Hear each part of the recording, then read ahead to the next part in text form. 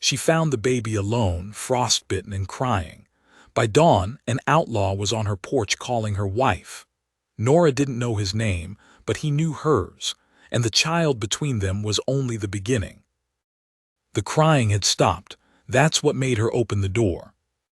Nora Bell had been awake for hours, pacing with a candle and half-loaded rifle, thinking the sound was just the wind at first, a wind that whistled through the boards and rafters of her cabin the way ghosts whispered through bone.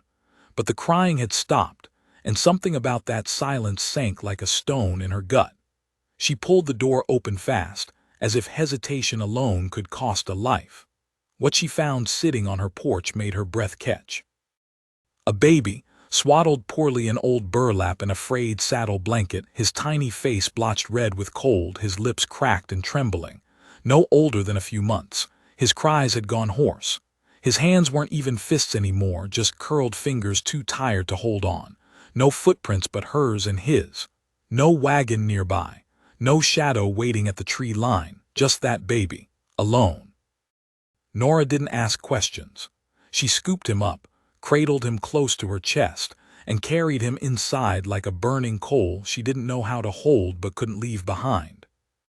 Inside, the cabin barely held its own heat. She threw another log on the fire and pulled her thickest quilt down from the hook above her bed. The baby didn't cry again. He didn't make a sound, not even when she unwrapped the layers and found his toes bruised with early frostbite. She'd seen it before, on grown men, out in winter drives who thought they could outwalk a storm. Not like this. Not a child. She worked in silence, warming cloths, spooning drops of goat milk between cracked lips. Her hands shook, but she moved quickly, methodically. There wasn't time to think about what this meant, whose child this was. What kind of mother left a baby like this on a stranger's porch in the middle of a Wyoming freeze?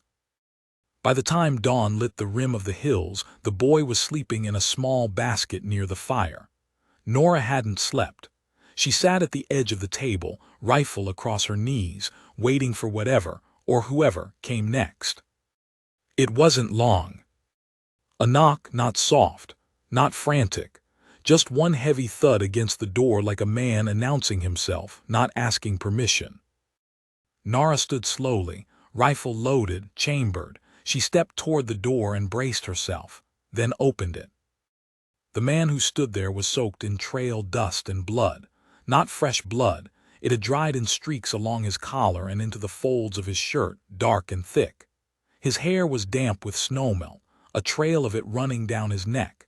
He had a pistol holstered but didn't reach for it. His boots were cracked, spurred, and coated in frost, and he looked straight at her like he already knew her name. "Morning, Nora," he said, voice low like gravel after rain. "Heard you been looking after my son." Nora didn't move.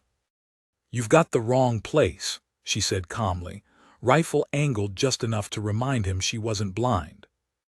But he didn't flinch. He nodded toward the fire behind her. "Swaddled in burlap, blanket smells of saddle leather. You wrapped his feet already. You're doing good." Nora's breath caught. She hadn't told anyone. No one knew. "And you are?" she asked, still unmoved. He smiled, slow and thin. "Name S. Eli Mercer." Then after a pause he added, "Your husband, if anyone asks." The silence stretched thick between them. The wind clawed at the porch, pushing snow across his boots. "I'm not part of anything you're running from," Nora said, tone flat. "Didn't say you were." "Then why the hell did you leave a baby on my porch?" "I didn't." His jaw tensed. "I was being followed, hid him. You were the first door I trusted. Last door too, if I'm being honest." That was the first moment Nora felt it, not just danger, but the shape of something much worse curling at the edge of her life. This wasn't a lost child. This was a fuse already burning. "I want him safe," Eli added. "And right now that means I stay close." "And what do you get out of it?" "A warm fire, a straight-backed woman who don't scare easy, and maybe time to fix what I broke." Nora didn't move for a long beat. Then slowly she stepped back. "You come in without that gun drawn, or I shoot you myself." He nodded, removed the pistol from his side and set it gently on the porch rail, then stepped through the door. Inside, the boy stirred. Nora watched Eli as he knelt beside the basket. His face, hardened from the trail, burned with wind and time, cracked slightly as he brushed the baby's hair with 2 fingers. "Name's Isaac," he whispered. "You don't strike me as a man who names things," Nora said, her voice still rough from doubt. "I didn't," he replied. "His mother did." Something flickered behind his eyes then. Grief maybe, guilt maybe more. "You married her."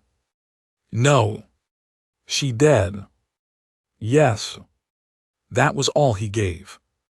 The day passed in slow, coiled silence. Eli didn't ask for food, but Nora gave it. He didn't ask where the outhouse was, just found it, then came back.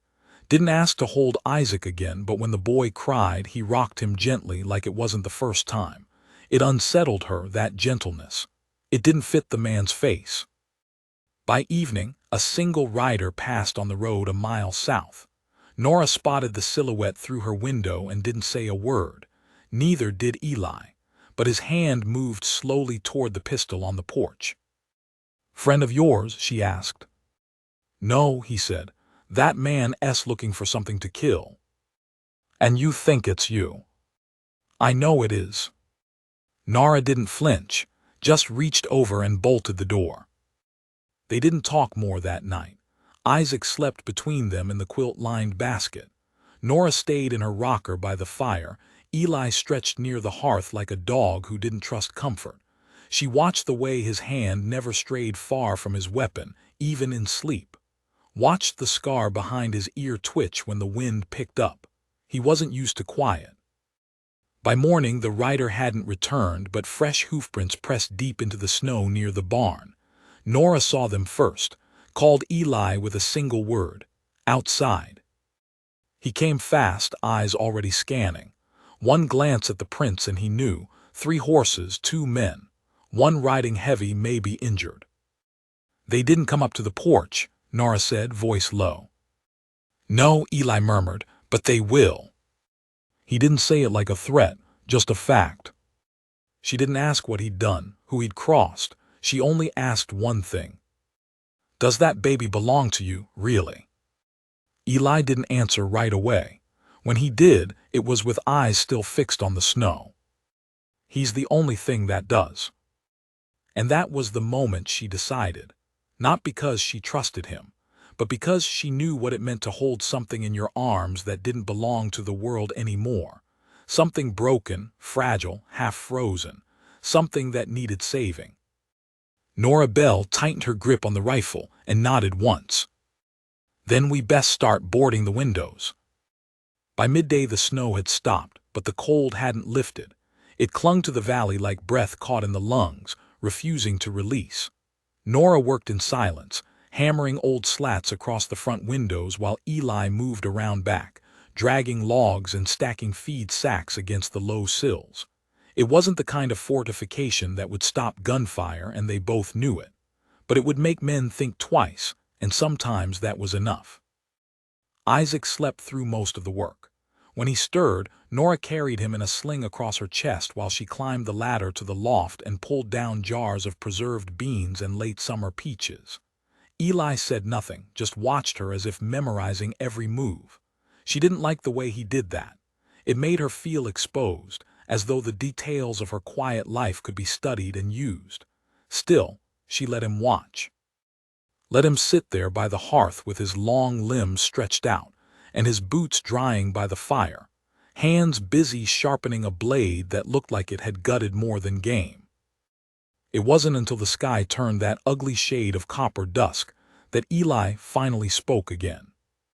"They ain't bounty men," he said. Nora didn't answer right away. She was slicing bread, hard from the cupboard but still good, and didn't want to slice her fingers too. "You sure?" she said without looking up.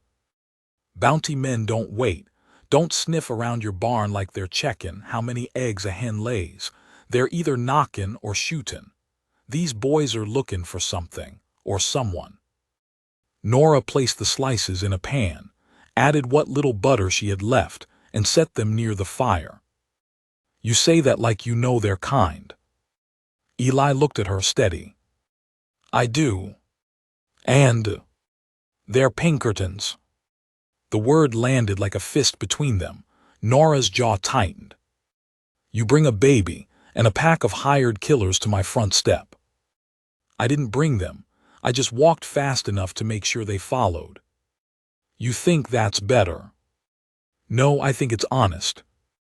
She didn't argue. There was no point. The bread hissed softly in the pan.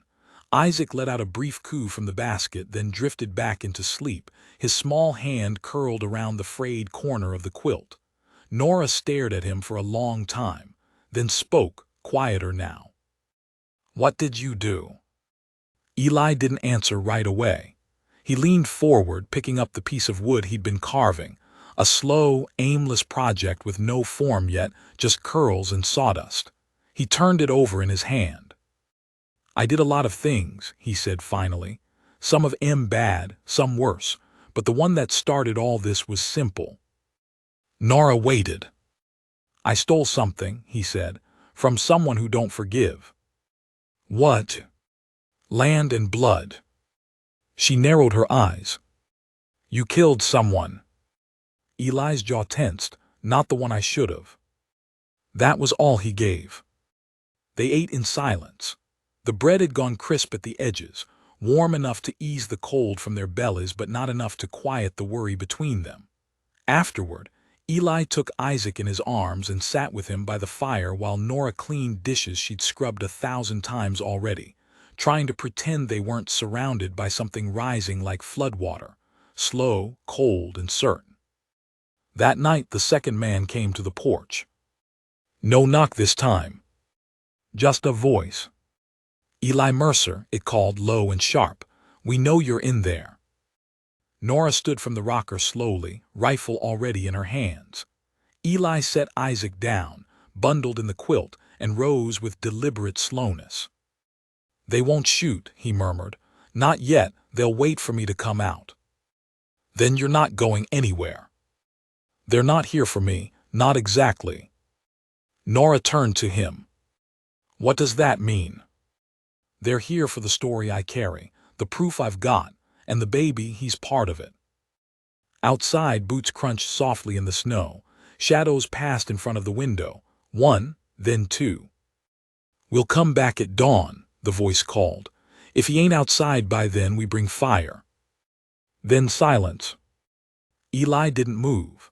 Nora could see the rage swimming behind his calm expression, the way his fingers twitched near his belt like he wanted to draw, even if it meant killing men in front of a child. What do they want from Isaac? She asked, stepping between him and the window.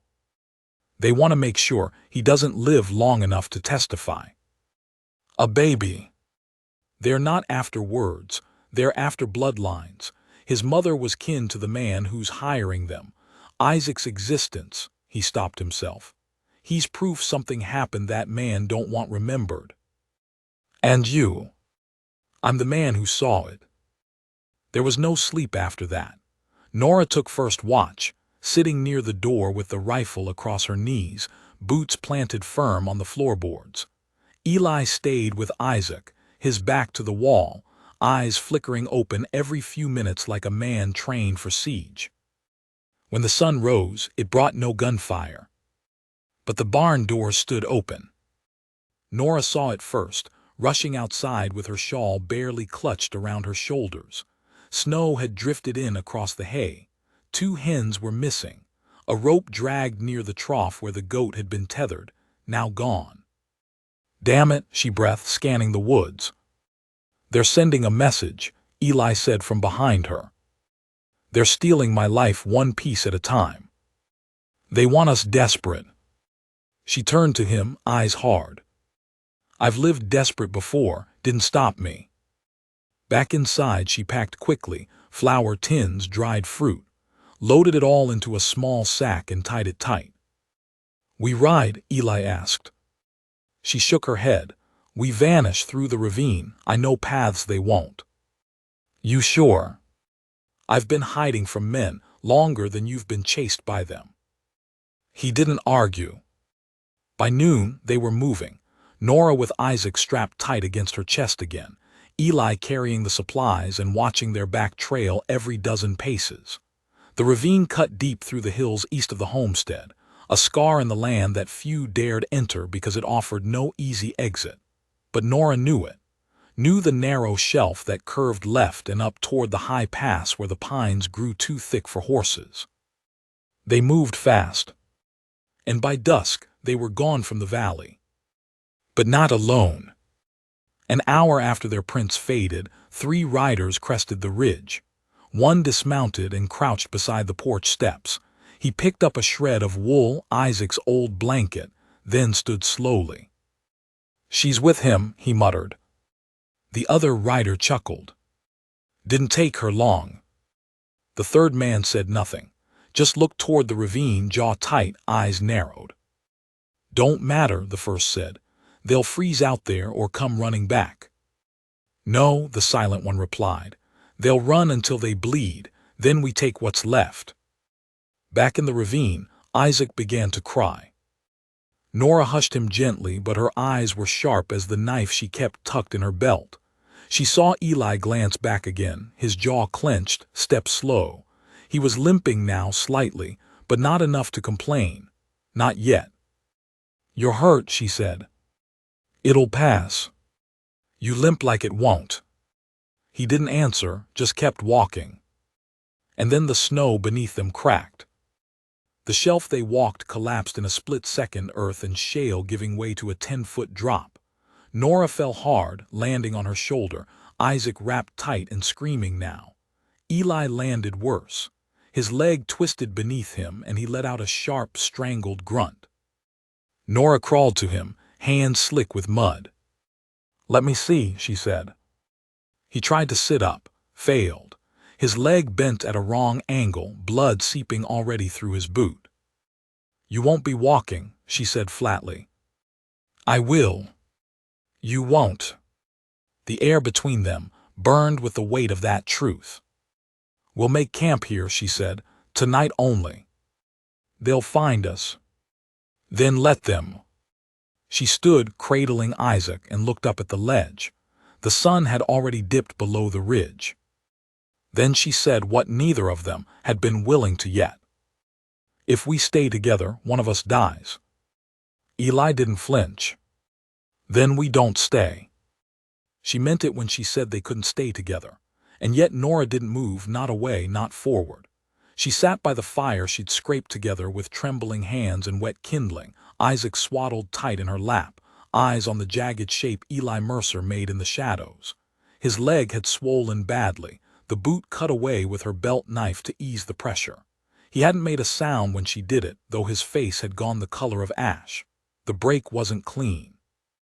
Not something that would heal with just rest and grit. If they didn't move, they'd be found. If they did, he'd slow them. It was a perfect trap, one she hadn't walked into but been born into the moment she opened her door. Eli watched her from the ground, pain threading every inch of his expression. But something else burned behind his eyes too, something that looked a lot like shame. He knew he'd become the thing she might have to leave behind. "They won't stop," he said after a long silence, voice thin but even. "Not for weather, not for dark, not even if they think we're dead. He's paying them too well." Nora didn't ask who he was. She figured that truth would come when it needed to. Instead, she stared at the fire, then shifted Isaac's weight carefully and stood. "I saw an old trapper's shelter a few hundred yards back. Barely a lean-to, but it's dry. I'll carry you." "No." She turned, eyes narrowing. "Don't get noble now. You carry me, they'll catch us both. I leave you, they'll kill you. They'll kill you too. You're not as heavy as you look," she muttered, stepping toward him. Eli shook his head. "That's not what I meant." She dropped to a knee beside him. "Then stop talking," she said, sliding her arms under his shoulders. It took effort, all of it. She grunted, teeth clenched, as she dragged him upright and got his arm over her shoulders. His weight nearly pulled her down again. His jaw locked tight, sweat beading on his forehead despite the cold, and when he moved his leg even an inch, she felt the tremor go through him like lightning under skin. But he didn't cry out. He never did. "Put your weight on me," she hissed. "If I do, I'll crush you. Try me." Together they made it to the shelter. Not far, but it felt like miles. The lean-to was barely more than old logs leaned against a rock face, half covered in pine needles and snow. Nora had to clear it out before they could settle. She laid Isaac down gently in a corner cushioned by her coat, then turned back to Eli. He was barely conscious by the time she got him inside. His lips were pale, his breath ragged. She wrapped his leg as best she could, used the last of her clean cloths, and splinted it with broken branches. He wouldn't last like this, she knew it, and he knew it too. By morning, the pain had him shaking. He tried to hide it, sat up with his back against the stone wall and cleaned his blade with shaking fingers, his face locked into that same half-scowl he always wore when something hurt. But Nora saw it anyway. "We need a horse," she said. He didn't argue. "I'll go back," she said, "to the homestead. They didn't torch it, which means they didn't think we'd come back, might still be safe." "You'll never make it and back before dark." "Then I'll bring dark with me." He blinked, confused. "I've got a storm lantern. If I keep it shuttered, only light when I'm close, they won't see me. You've got a fire here, keep it low." He shook his head. "I don't like it." "You don't have to." She bundled Isaac close again, kissed his forehead once, and handed him to Eli. The baby fussed, then stilled. "If I'm not back by midnight," she said. "Don't say it. Make sure he doesn't cry." Eli nodded slowly, clutching the child close. "I'll keep him safe," he said, "if it's the last thing I do." Nora slipped out into the trees. The snow had crusted over, making her footsteps lighter, though it also left her exposed. She moved fast, sticking to the thickest trees, cutting across the ridgeline with her rifle slung across her back and a knife at her hip. She didn't look back. Couldn't. Her thoughts were already ahead of her on the barn, the tack, the mare she prayed hadn't been stolen or spooked into the hills, on whether the men had doubled back, on whether she'd find them inside waiting. She reached the homestead just as the last light slipped behind the hills. The place looked hollowed, like it had been chewed and spit out. The barn doors flapped in the wind. The coop had been kicked in, but the cabin still standing. The firewood was gone, the porch churned with boot prints, but there were no fresh tracks. She crept inside. Her mare, still tied in the far stall, thin, eyes wild but alive. She moved fast, saddling the horse with frozen fingers, throwing every useful supply she could find into the saddle bags. Then she stepped inside the cabin one last time and grabbed a tin from beneath the floorboard. Inside were papers, letters, a deed, a photo of her brother, long dead, smiling in uniform. And tucked inside that a name, the only one that mattered now. Nora tucked it deep into her coat and rode. The return trip was slower. Wind had picked up, clouds thickened. The forest groaned under weight that wasn't just snow. Her fingers went numb around the reins. Her rifle bounced against her shoulder, but she didn't stop. Not until she saw smoke. It was faint, too faint for a fire meant to keep anyone warm. Her heart slammed in her chest.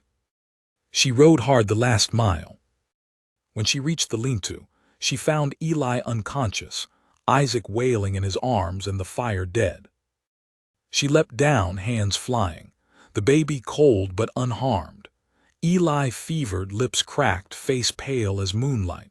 She wrapped them both in what blankets she had, stoked the fire, forced water into Eli's mouth.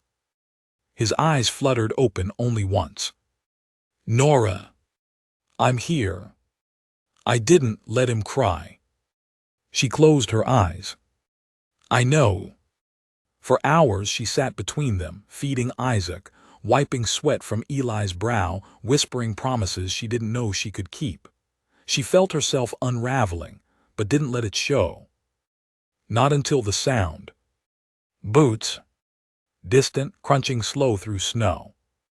She stood fast, Isaac in one arm, rifle in the other. A man stepped into the edge of the firelight. He wore a black duster, long and worn but not dusty, too clean.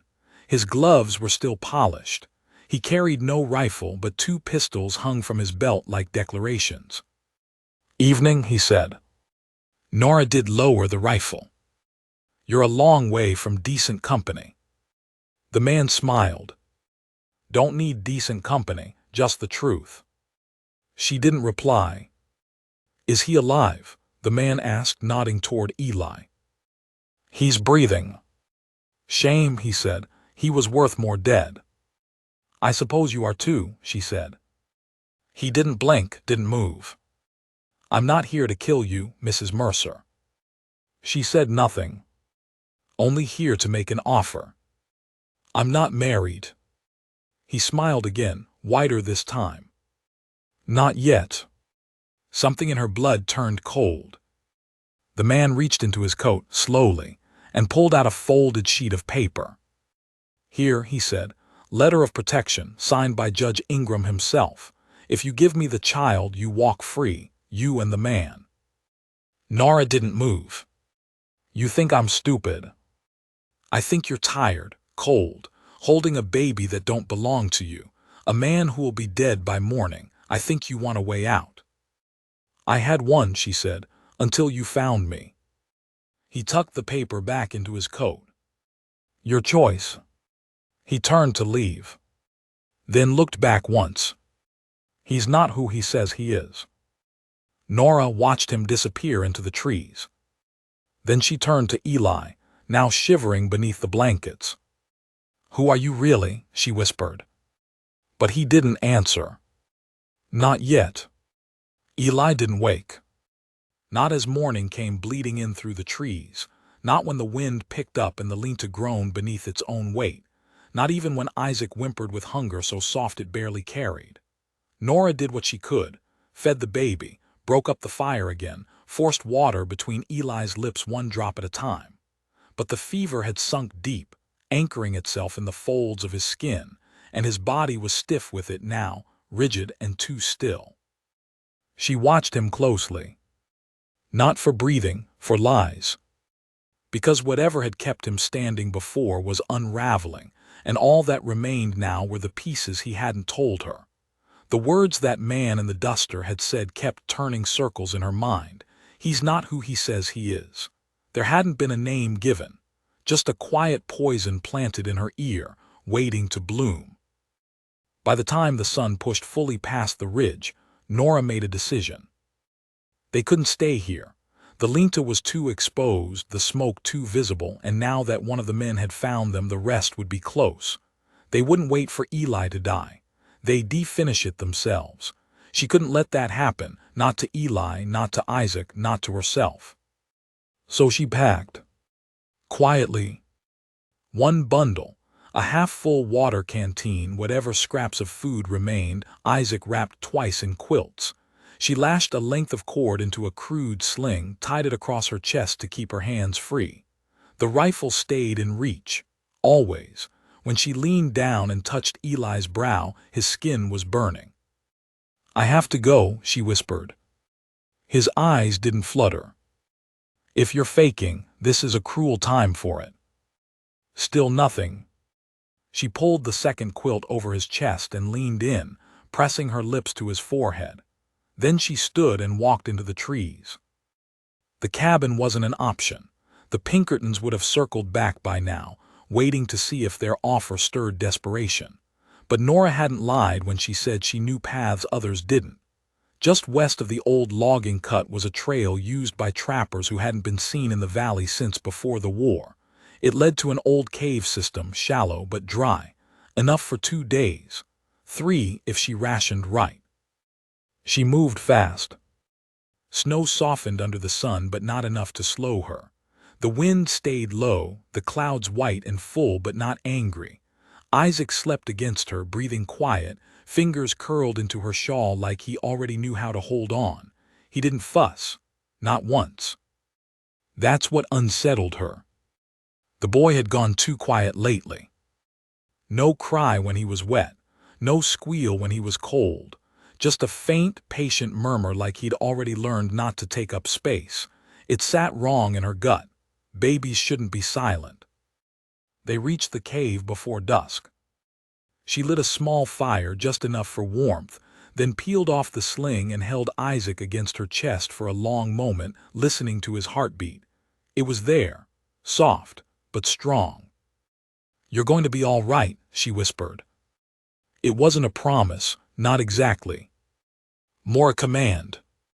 She fed him from the last of the milk she'd packed, then laid him on the blanket and pulled a clean scrap of cloth across his chest to keep him warm. He blinked up at her once. Big, dark eyes. He didn't smile, but he didn't cry either. She lay beside him and listened to the wind curl past the cave's mouth. Sometime after midnight, she woke to a sound. Not branches. Not wind. Breathing. She sat up fast, rifle already in hand, the fire low but enough to throw shapes. And there at the cave entrance stood Eli. He looked like death. Shivering, blood at his temple, his shirt soaked through with sweat, but he was standing. "Hell, I followed the trail," he rasped. "You should be dead. Still might be." He sank to his knees, breathing hard. Nora was beside him in seconds, easing him down, checking the wound. It wasn't fresh, just cracked open again. His leg was stiff, wrapped tight with the bandage she'd left him, but he'd managed to lash a broken branch into a crude crutch. "You're insane." "Maybe. You shouldn't be here. You shouldn't have gone alone."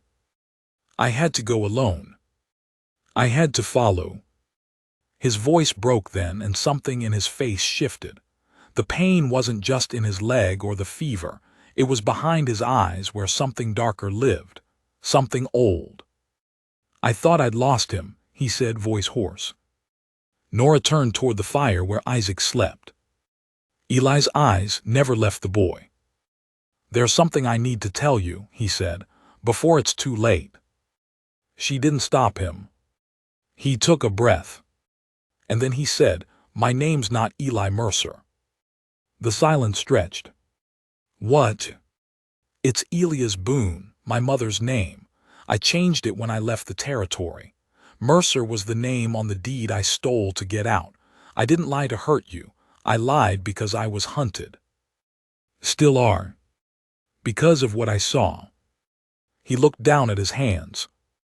"I was a witness, not to a murder, to a birth." Nora narrowed her eyes. "What are you talking about?" "I was there when Isaac was born. His mother, Lena, she was my wife." Nora felt her throat close. "She was a servant in the house of a judge. Elias' voice cracked. "He forced himself on her. When she got pregnant, he tried to have her killed. Said the child would ruin his name. I found out too late. Got her out, but she bled during the birth. Died holding Isaac." Nora could barely breathe. "I ran, took Isaac. Thought maybe if I disappeared long enough I could raise him free of it, but I left a trail." "Why come to me?" she whispered. "I didn't know I was coming to you. I just kept walking, and when I saw your cabin light, it felt like the end of something." He closed his eyes. "Or the beginning." She didn't speak. Couldn't. The cave felt suddenly too small, the fire too bright, the baby in the blanket just a little too quiet. Then footsteps. Outside.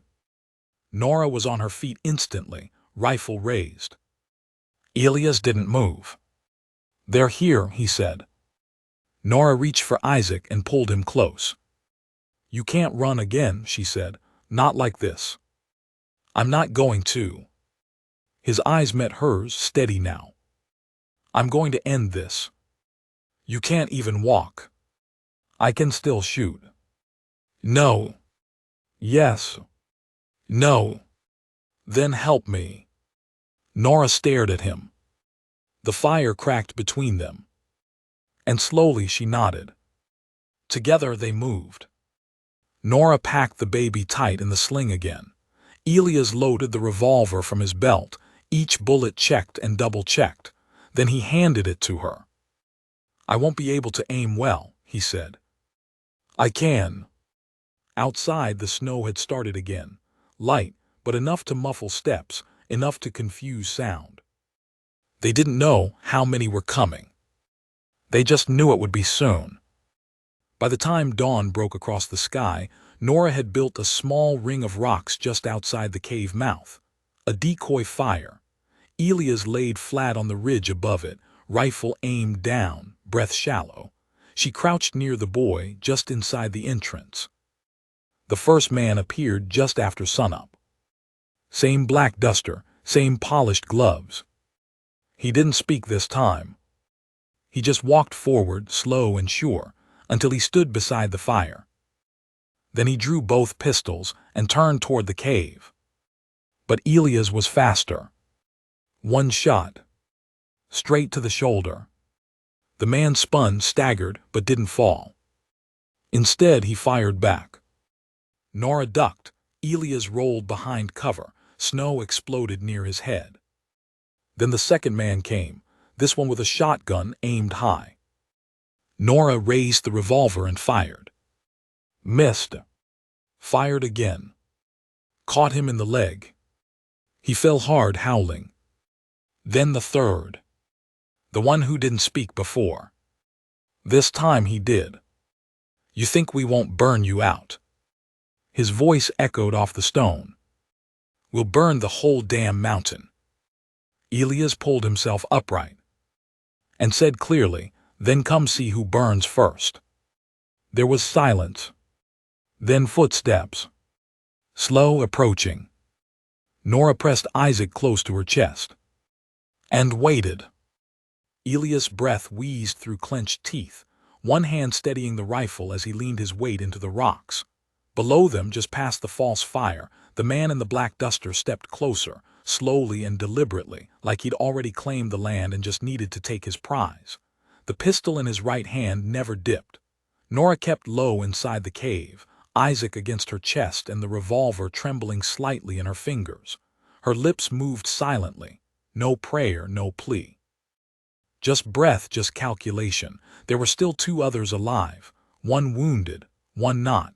If they advanced all at once, it would be over fast. The man in the duster stopped short of the fire and raised his voice again, steady and clear, like a sheriff calling court in town square. "Elias Boone," he said, "you are charged with the kidnapping of Judge Errol Banner's legitimate son and with the murder of 2 federal officers. Surrender now and the woman walks free. We'll even let her keep the child." Isaac stirred faintly.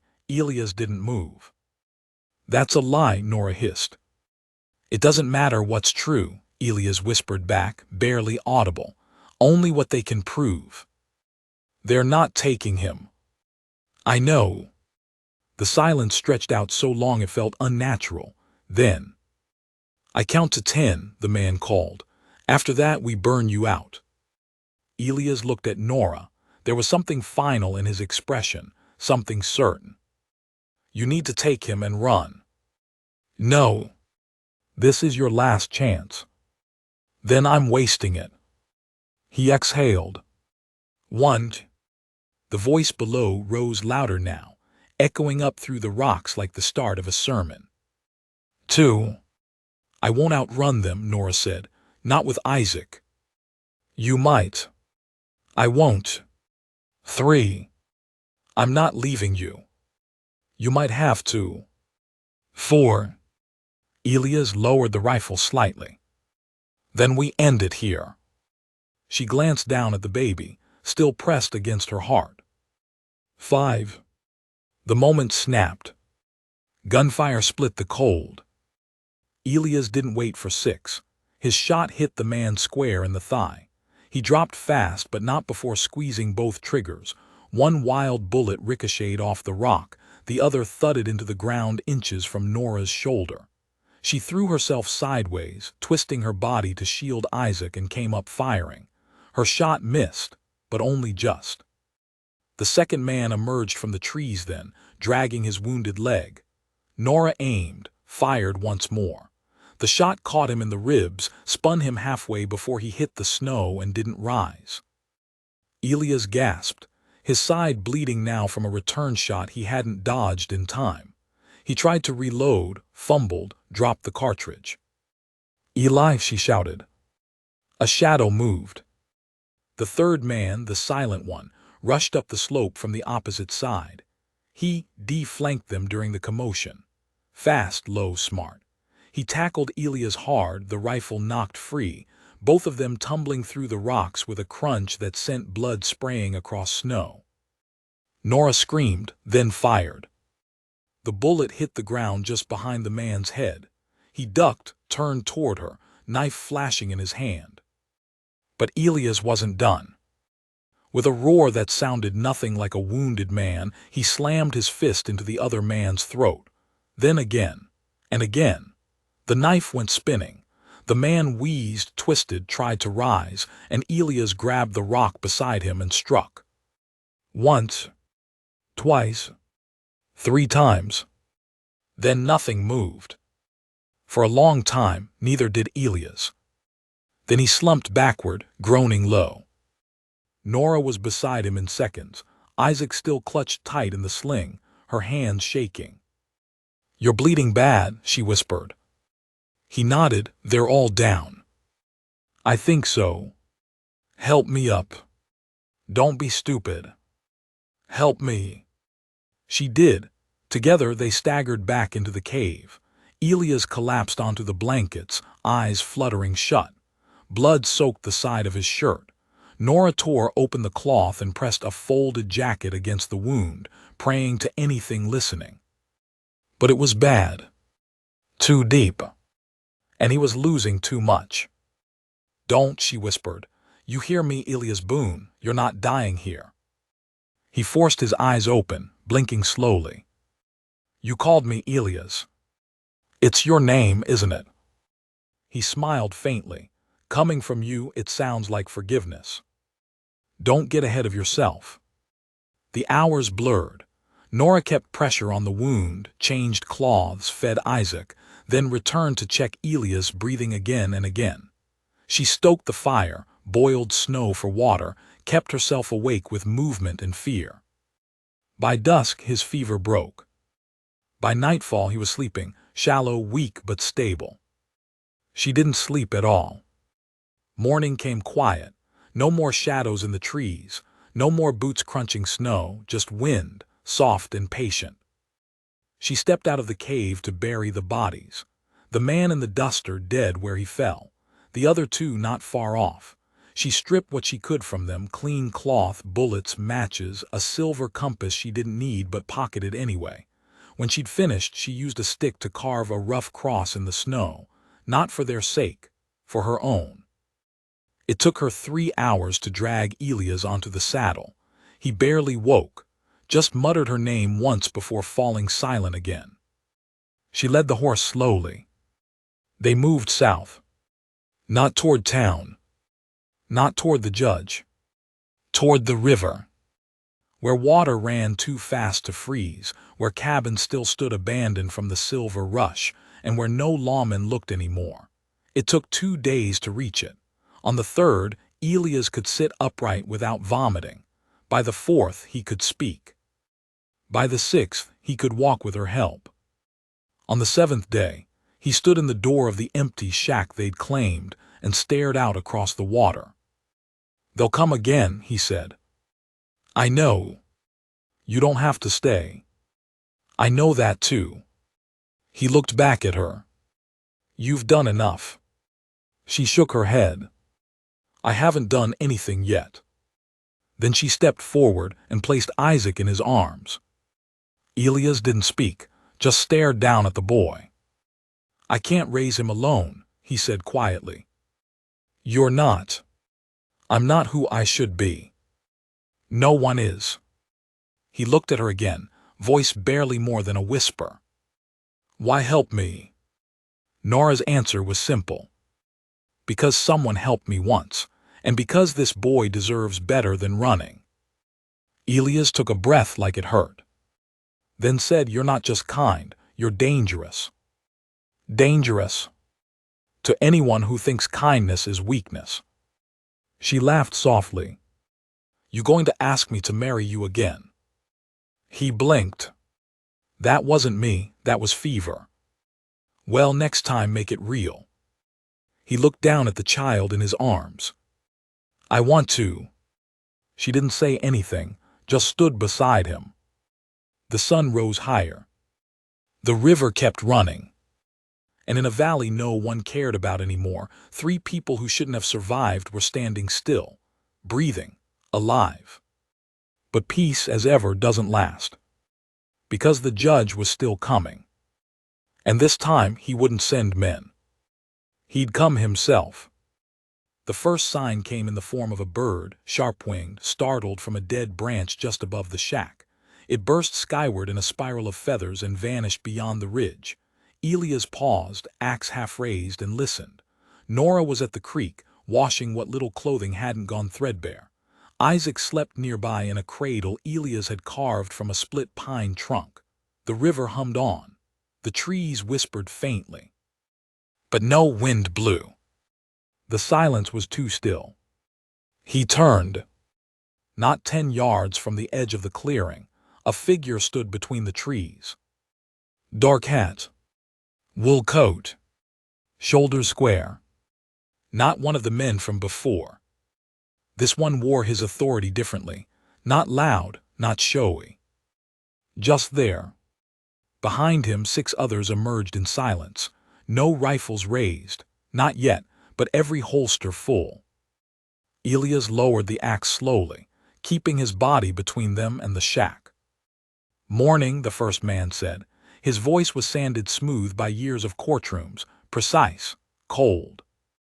"Judge Banner," Elias said flatly. The judge stepped forward once, glancing around the clearing like he was surveying land he already owned. "I expected something rougher. You came yourself. You've wasted enough of my time. Should have stayed in your courthouse. I prefer face-to-face endings." Elias didn't respond. Behind him, the faint sound of footsteps in the grass, Nora returning. Isaac pressed tight to her chest. She saw the men and stopped dead. The judge's gaze flicked toward her, lingered. Then fell to the child. His mouth curled. "So there's the mistake." Nora's hand tightened on the sling. "I wouldn't," Elias said. "I haven't drawn," the judge replied mildly. "But you're thinking about it." The judge turned to Elias, tilting his head. "You always had a taste for things that weren't yours. Land, deeds, women, and now a child." "Your child," Elias snapped. The air snapped too, like something broke and didn't know how to mend. The judge smiled. "He's not mine, never was. He's a sin with lungs, an error I intend to correct." "You tried that once already," Nora said quietly. The judge studied her. "You're the woman from the cabin. I'm the one who will bury you here." He laughed. Not loud but real.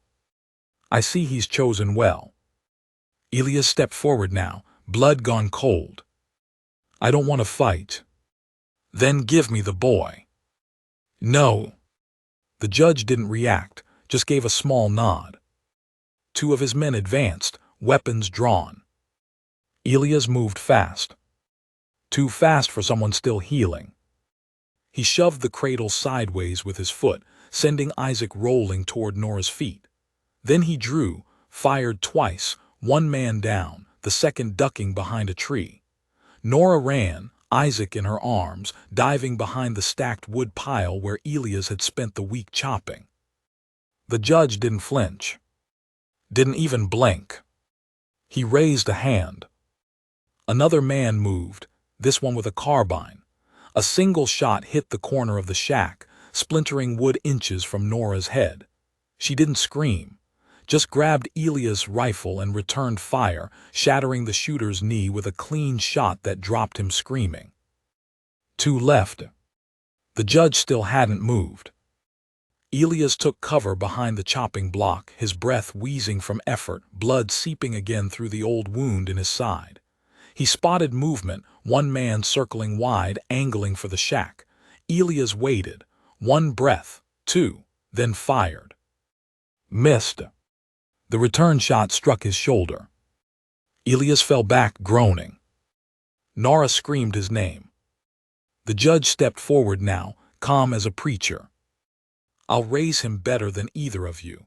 Give him a name he can be proud of. Give him law. You'll give him shame, Elias spat, and chains. The judge raised his gun.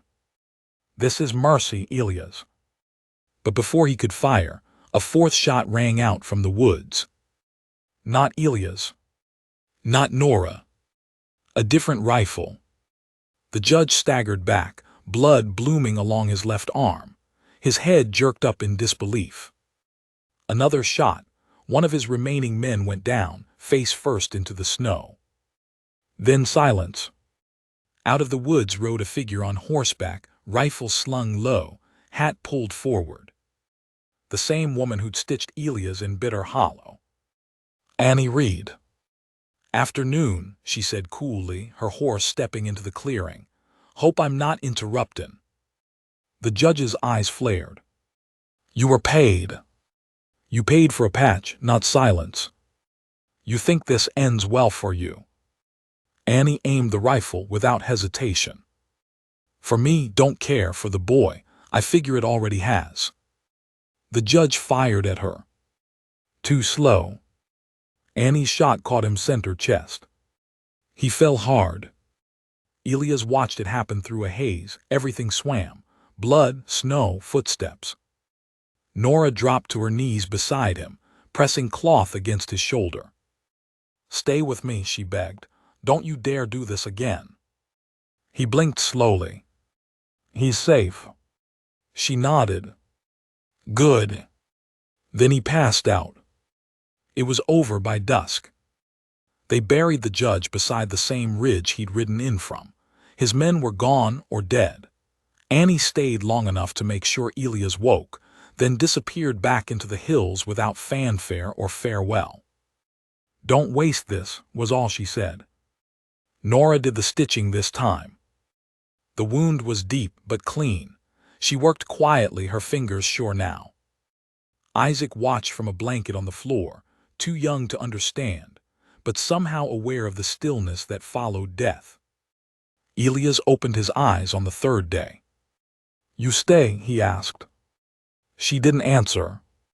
Just kissed him softly and whispered, You asked me once. I remember. And I said no. You did. I'm changing my mind. He smiled faintly, then closed his eyes again, not from pain but peace. But peace doesn't last. Not out here. Not when a judge dies and the law decides to wonder why. Someone was coming.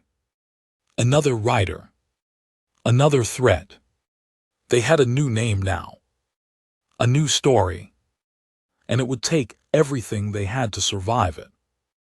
The first sign came in silence. No wind, no birds, just a stillness thick enough to choke.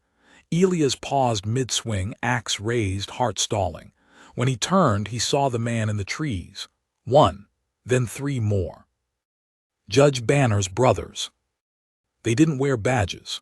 Just that quiet, practiced violence that came from men who didn't bother hiding their intent. Nora appeared behind him, Isaac in her arms. Elias stepped in front of her, already bleeding from old wounds he hadn't let heal. The lead brother, Benjamin, gave a cold smile. We're not law, he said. We're family, and we've come for what's ours. He's not yours, Elias said. He's not yours either. A shot cracked before words could settle. Elias pulled Nora down as bullets tore into the cabin. The trapdoor held, barely. They crawled out the tunnel, into snow and breathless silence, until they weren't alone. Benjamin stood at the edge of the trees, rifle raised, smile fixed. This ends now, he said, eyes on the child. Elias couldn't lift his weapon, couldn't breathe. But Nora didn't wait. She stepped in front of them both and fired first. Nora didn't hesitate. Her shot struck Benjamin square in the gut, dropping him before he could even squeeze the trigger. His rifle tumbled into the snow. He hit the ground with a choked gasp and never got back up. Behind her, Elias fell too, but not from a bullet. From blood loss. Nora caught him as he slumped, eyes unfocused, breath shallow. "Let me see him," he murmured. She turned Isaac gently toward him. The boy, bundled tight against her chest, blinked up at Elias with soft, curious eyes. Elias smiled faintly, then passed out cold. Nora didn't cry, she didn't panic. She pulled him through the snow, back into what remained of the cabin where blood still streaked the walls and smoke clung to the beams. She stoked the fire. She cleaned the wounds. She stitched his side by lantern light, fingers trembling but steady enough to save him. He lived. For days he drifted in and out, whispering Isaac's name like a prayer. And when he woke, truly woke, he found Nora asleep beside him, his son tucked between them, warm and breathing and safe. Spring came late that year. Snow melted slow, but the world softened and so did they. Elias healed. Nora replanted the garden, and Isaac laughed, really laughed, every time Elias lifted him into the air, even if it made his ribs ache. They didn't run this time. Not far. Just upriver to a patch of land where no one asked names and no one cared about wanted posters gone sun-faded. They built a smaller home, one room, one door strong enough. Isaac learned to speak. His first word was Ma. His second was Pa. Nora didn't correct him. Neither did Elias. They raised him quiet, but proud. Years passed. He grew into their rhythm, learned to fish, to carve, to read. By the time he was 10, he could outshoot Elias with a sling. By 12, he could split wood and track deer. By 13, he was asking hard questions. "Are you really my parents?" he asked one dusk, watching the fire crackle. Elias didn't lie. "No," he said, "but we're your true ones." Isaac nodded. That was enough. The final knock came on a cold spring morning. A stranger on horseback, no badge, no gun drawn, just a poster rolled tight in his coat and a hard look in his eyes. "I'm looking for Elias Boone," he said. Isaac stood in the doorway, taller now, voice steadier. "Ain't no one here by that name." The man studied him, waited, then turned his horse without another word. He didn't come back. Nora watched him vanish over the ridge, then closed the door and locked it behind her. That night she and Elias sat by the fire as Isaac slept soundly in the cot he'd nearly outgrown. The cabin creaked soft with wind. Outside, the snow whispered. "We made it," she said. Elias didn't answer right away, just took her hand in his. The silence said the rest. They hadn't just survived. They'd become a family. And in a world that had tried so hard to break them, that was the greatest victory of all.